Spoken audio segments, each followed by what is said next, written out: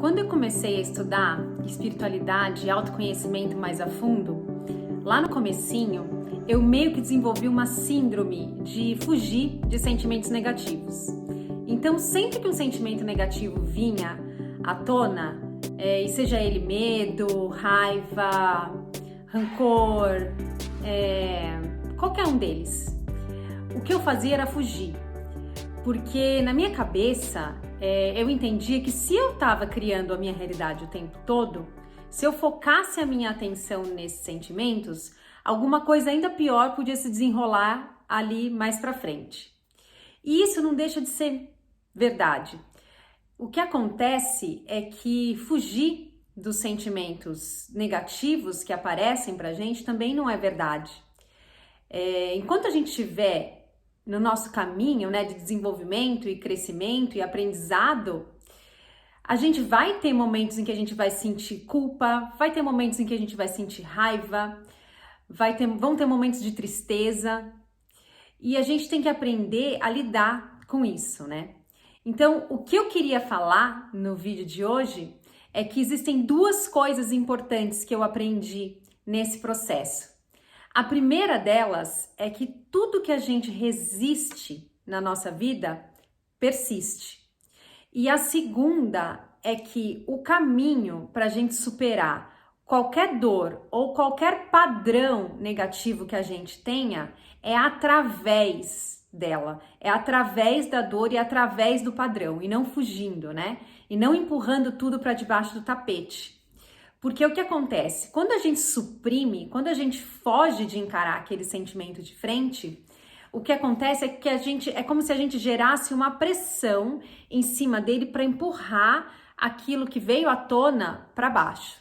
E a hora que a gente faz essa pressão, vai chegar um momento em que essa pressão vai ficar tão grande que vai vir à tona com uma força muito maior do que aquela que apareceu de uma primeira vez, né? Às vezes vem um sentimento com gentileza para que você lide com aquilo e você não quer, então você suprime. Então se prepara, porque de uma próxima vez pode ser que não seja tão gentil assim, né? Então o que eu aprendi com esse processo? Bom, se a gente levar em consideração que 5% das coisas que a gente utiliza no nosso dia a dia, então no nosso consciente, e os outros 95% ficam no subconsciente, tudo aquilo que você não precisa, né? Memórias de longo prazo, traumas infantis, as suas dores de uma maneira geral, falando do que é dos nossos aspectos de sombra, né? Falando dos nossos aspectos negativos, porque no nosso subconsciente também fica toda a nossa criatividade, também fica o nosso acesso à nossa essência, enfim. Se a gente levar em consideração que essa parte que a gente não tem acesso fica mesmo escondidinha no subconsciente para que a gente possa funcionar na vida, né, de uma forma mais tranquila, a gente também tem que entender que quando vem à tona, vem porque a gente está preparado para lidar. Porque senão o seu subconsciente não traria. É como se formasse uma bolha e essa bolha viesse à tona para que você lide com esse sentimento. E aí quando essa memória vem à tona, né, você revive aquela dor do passado, porque isso nada mais é do que uma memória, né? As dores que você sente nada mais são do que uma memória. Imagina como se você tivesse distribuído no seu corpo ganchinhos ou anzóis, né? Cada vez que você vive uma situação no mundo que é compatível com essa sua vibração deste anzol, é como se isso enganchasse e trouxesse tudo de volta para você reviver.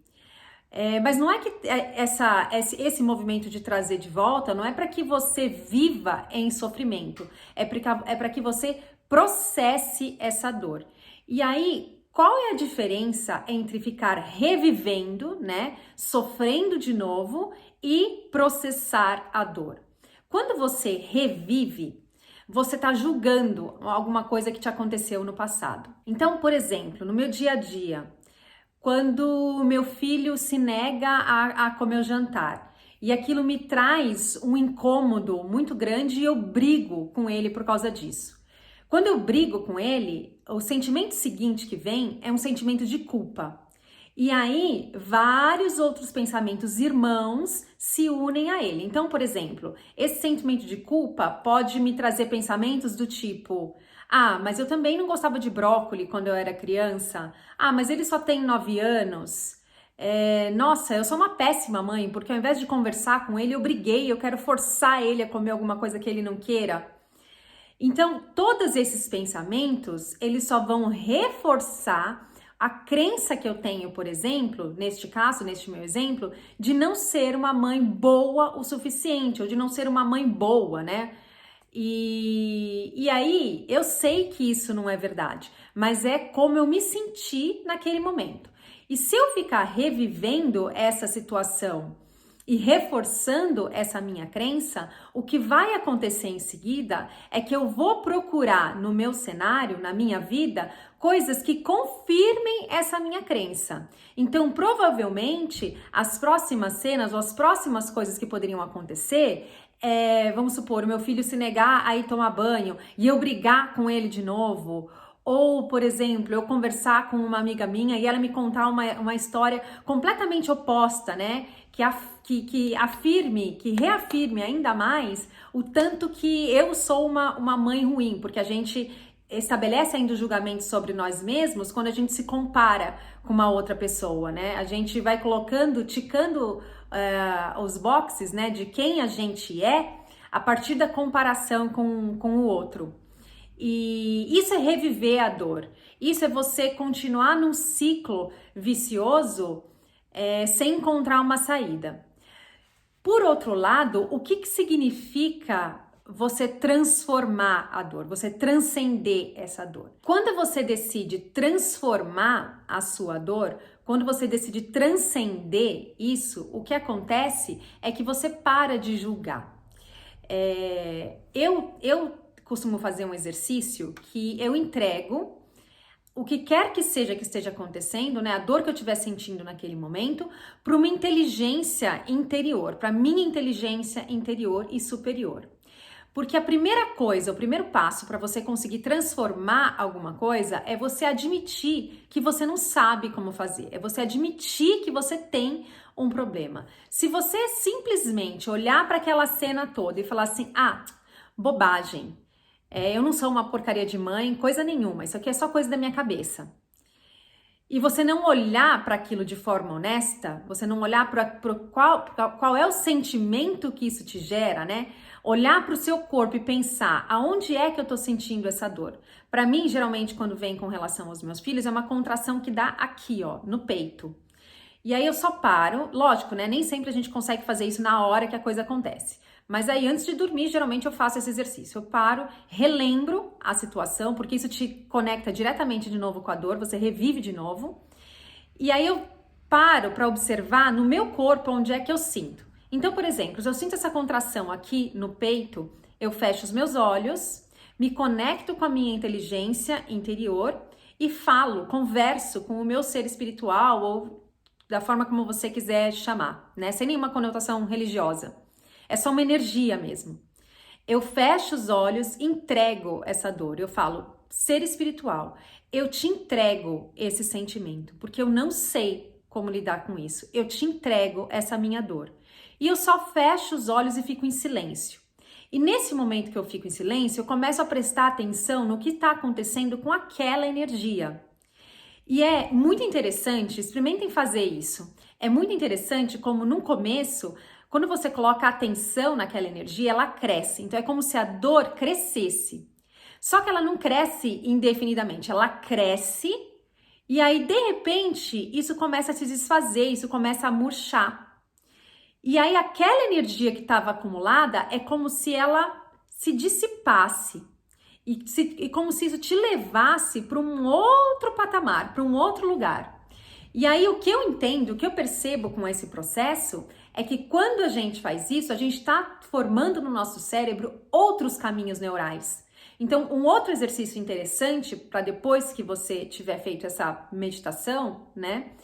É você, depois que você tiver abrir os olhos e tiver terminado, você colocar no papel como você se sentiu. Como você se sentiu depois que esse sentimento se desfez.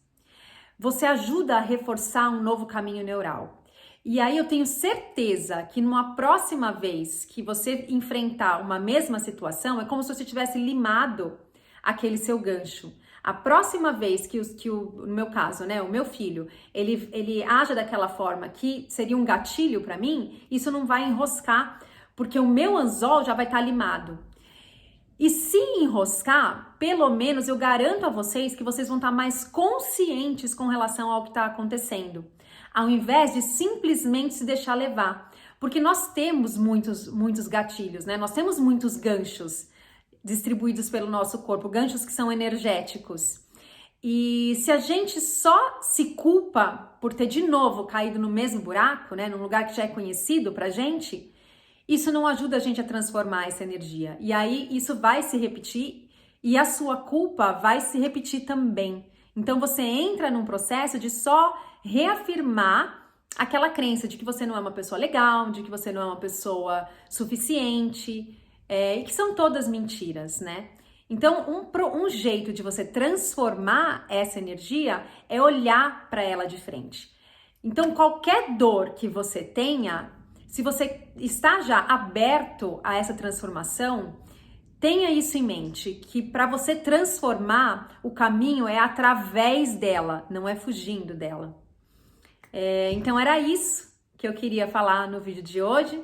Eu espero que eu tenha ajudado vocês a entender melhor que a gente vai ter sim, no nosso caminho de desenvolvimento espiritual, momentos desafiadores, momentos de tristeza, momentos de raiva, momentos de culpa, mas que a gente tem as ferramentas necessárias para transformar tudo isso, para que essa energia volte a fluir, para que isso não fique acumulado no nosso corpo, gerando no futuro doenças, gerando outras coisas que você não quer para sua vida, né? Ou te alinhando com outras energias e com outras vibrações de outras pessoas que você também não quer mais na sua vida. E se você gostou desse vídeo, clica aí no curtir e até a próxima.